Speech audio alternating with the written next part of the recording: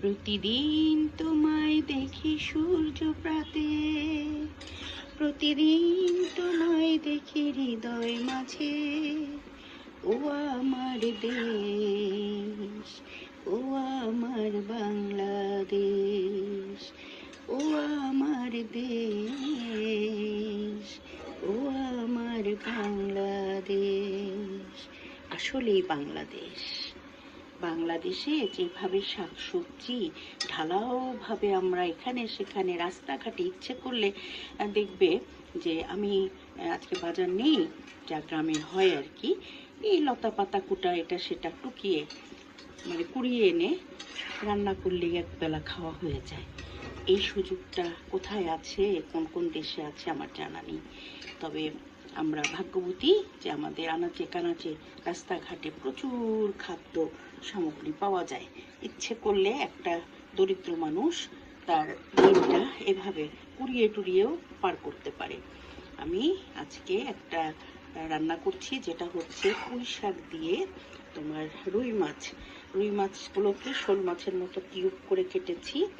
আর আমি সাধারণত পুঁই শাক, ইলিশ মাছের স্পেয়ার পার্টসগুলো, তারপরে তোমার চিংড়ি মাছ, এগুলো দিয়ে বেশি রান্না করি। ডাল দিয়েও করি, তারপরে তোমার এমনি সাদা ভাজা করি, পাকোড়া করি।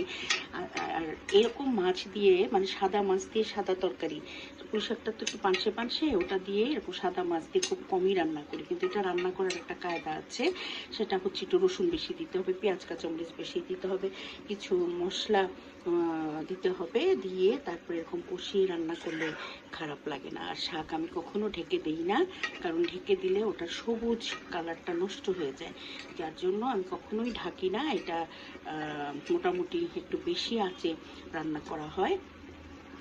তো আজকে আমরা এই যে রুই মাছ দিয়ে পুঁই শাক দিয়ে রান্না করব। তারপরে এই যে দেখো কেচকি মাছ ভিজিয়ে রেখেছি, কেচকি মাছ রান্না করব।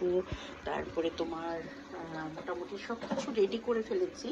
তারপরে এই যে দেখো মিষ্টি লাউ কেটে রেখেছি, এটা ভাজি করব। এই ভাজাটা আমার বেগুন ভাজা আর এই মিষ্টি লাউ ভাজা, এটা আমাদের ঘরে খুব প্রিয় জিনিস, যার জন্য মাঝে মাঝে করি। এই বর্ষাকালে ধরো 2-1 দিন পর করে এটা আমাদের মেনুতে থাকে।